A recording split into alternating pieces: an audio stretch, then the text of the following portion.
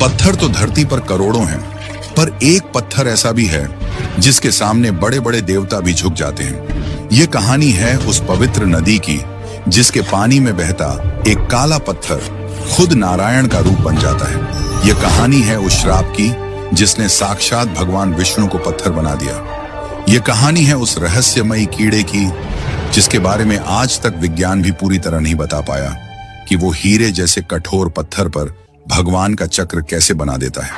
और यह कहानी है एक कसाई की जिसकी दुकान में रखा वो पत्थर एक दिन खुद भगवान विष्णु का घर बन गया। जी हाँ मित्रों, हम बात कर रहे हैं शालिग्राम की।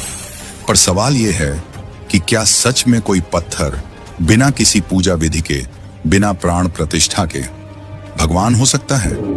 और क्या राज है उस वज्रकीट का जिसे आज तक किसी ने नहीं देखा?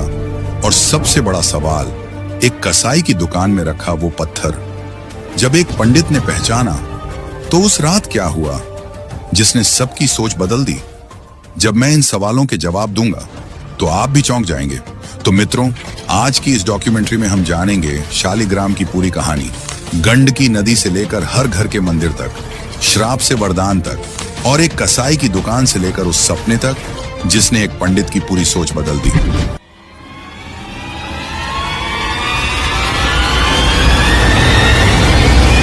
दुनिया में करोड़ों मंदिर हैं, करोड़ों मूर्तियां हैं।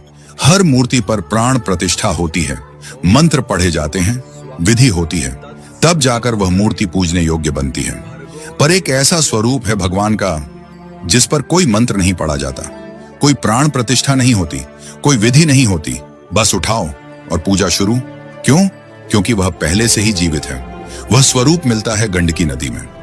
नेपाल के मुस्तांग जिले में बहने वाली वह नदी जिसे पुराणों में चक्रवती नदी कहा गया है। उस नदी के तट पर एक स्थान है मुक्तिनाथ, जहां हर साल लाखों श्रद्धालु जाते हैं और उस नदी के पत्थरों में भगवान को ढूंढते हैं। पर यह पत्थर मिलते कैसे हैं?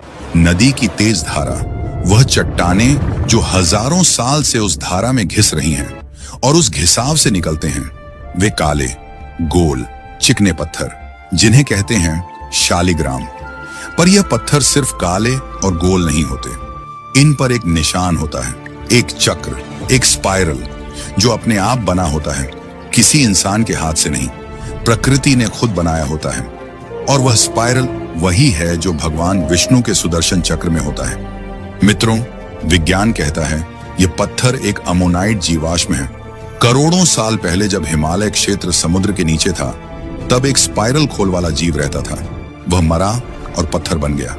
लेकिन सवाल यह है, वही स्पाइरल विष्णु के चक्र में भी है। वही फिबोनाची सीक्वेंस सूरजमुखी में, शंख में, आकाश गंगा में भी है। क्या यह सिर्फ संयोग है? विज्ञान के पास जवाब नहीं।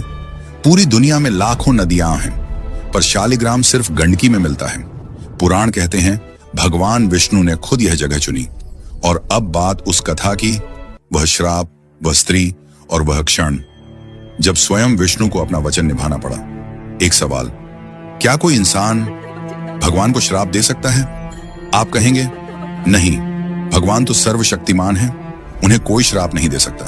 पर मित्रों, इतिहास में एक ऐसा क्षण आया था जब एक स्त्री ने, एक साधारण स्त्री ने भगवान विष्णु को श्राप दिया और भगवान ने वह श्राप चुपचाप स्वीकार कर लिया। क्यों? यही वह रहस्य है जो शालिग्राम की असली कहानी है। वह स्त्री थी वृंदा, भगवान विष्णु की परम भक्त, जिसकी भक्ति इतनी गहरी थी कि तीनों लोकों में उसका नाम था। वृंदा का विवाह हुआ था जालंधर से।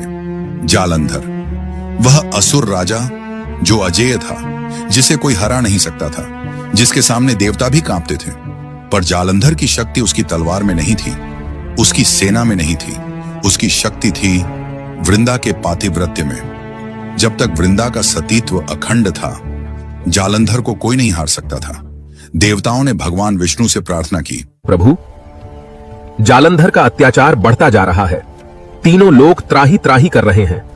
पर जब तक वृंदा का सतीत्व है, जालंधर मरेगा नहीं। भगवान विष्णु ने सुना और उन्होंने वह किया जो शायद उन्हें नहीं करना चाहिए था। उन्होंने जालंधर का रूप धारण किया और वृंदा के पास गए। वृंदा को पता नहीं चला और उसी क्षण जालंधर का अंत हो गया। उसकी शक्ति टूट गई। देवताओं ने उसे पराजित कर दिया। पर जब वृंदा को सच पता चला तो वह टूट गई। उसने भगवान विष्णु की आंखों में देखा और कहा, तुमने मेरे साथ छल किया, तुमने मेरा सतीत्व भंग किया। तुम भगवान कहलाते हो, पर तुमने वो किया जो एक असुर भी नहीं करता। पूरे ब्रह्मांड में सन्नाटा छा गया और वृंदा ने श्राप दिया, जाओ विष्णु, तुम पत्थर बन जाओ।